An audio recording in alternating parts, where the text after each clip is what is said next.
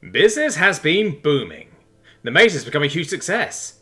I don't know if it was from dumping Elf Guy outside, or from the flyer on the front door, but people are practically lining up to run the hedge maze.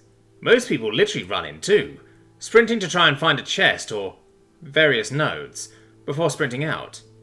It's about a coin flip for them to get out without losing anything to the rats like that, which seems to be the challenge most people are after. Tiny has taken to just ignoring the ones that don't go very deep. The kids actually did a real run of the maze though. They got 2 chests before Tiny caught up to them. Freddy took one for the team and got captured, but Rhonda got to escape with all her goodies. I told Tiny to take his shiny new hatchet instead of his shield. That thing's a bit of a memento, after all. Rhonda actually followed Fluffles as he levitated Freddy out of the gate, and I'm all but positive she helped him out of the webbing before they went off to do whatever they do. They're both looking healthier and stronger each time I see them too. I swear Freddy's grown a foot since I first saw him, and Rhonda is much more confident, though still fairly quiet seems like. I hope they're old enough to ship, because I definitely do. The bulletin board library was a great idea too. Lots of people read the flyer to see if anything has changed, and to make sure to note things, like the new garden and lab in the house.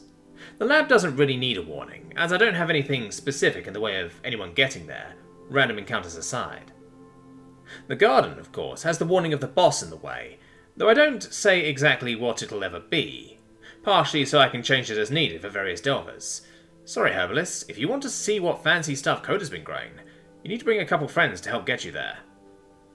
Poe has earned himself a title, which is pretty cool. Marshal.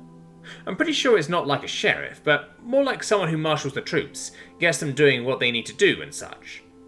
He's been practically handling my expeditions on his own now too, which I think is also what a marshal would do. The public lab has also been paying dividends. I watched a bunch of herbalists whip up a few potions of this and that in there. I've written them down in the secret library, which I've upgraded a few more times, and Queen is happily working away in the secret lab. Speaking of Queen, the healing axe experiment was a success. It's still pretty difficult to make the goo for it, but I now have a few medical ants stationed nearby the various high threat areas, mostly the attic and basement. I've upgraded the lab a few more times too, and have been slowly stocking it as my rats borrow little bits and pieces from the alchemists in the public lab. And speaking of the ants, one of my plans has fallen through. I joked to myself about carpenter ants doing carpentry, and I was starting to wonder if it would actually work that way. Well, from the random ants that the hill spits out, it doesn't seem so. They're just really big ants. Well, not really big, but I'm pretty sure they'd get there if I upgraded them, but tiny is all the big I need for now. So now I'm looking to expand, but have no idea where to expand. Up is somehow still an option.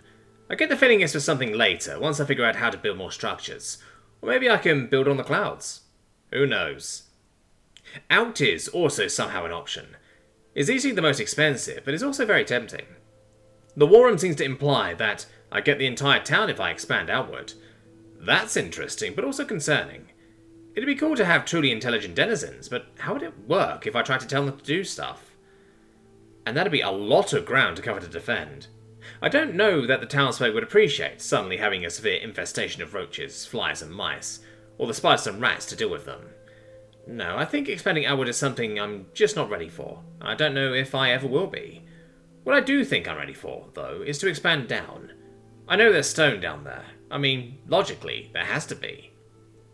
There's also probably tons of cool new resources to gather down there too, like ores and gems and stuff. I can make a smithy and an armory, and actually be able to do stuff with them. And a jeweler's, I guess? Of course, there will also be new invaders. There always have been, whenever I expand. I'm pretty sure they'd basically have to come in through the basement, and the swarm I have there is serious business. Anything digging would be like the mole, so the Viper should be able to handle it, at least until I get whatever my new spawner is established. I've been saving up more mana than I actually need to expand, wanting to make sure I'll have enough to upgrade my spawner and get my other denizens up to snuff for whatever awaits.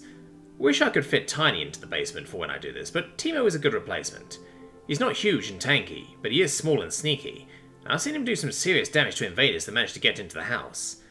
With him and Fluffles waiting under the basement stairs, I spend the mana to expand downward. In Rhonda's lab, technically Octavian's, but she has a little section to herself. She prepares to put the finishing touches on a batch of lightning-resistant potions. With the dungeon being given the all-clear, and the sheer number of lighting-enhanced denizens in there now is second only to the classic healing potion, as far as popularity goes. She grabs the jar of Pheromos before Lucas gives a little hiss and hops onto her shoulder from atop a pile of books. Huh, what's wrong? Her familiar is usually so quiet, only hissing when... The various glassware starts rattling in their various holders, and Rhonda's eyes widen as she realizes what's happening. Earthquake! Lucas, where what you can to keep it from breaking? She's just glad her potions are at a point where she can rest for now.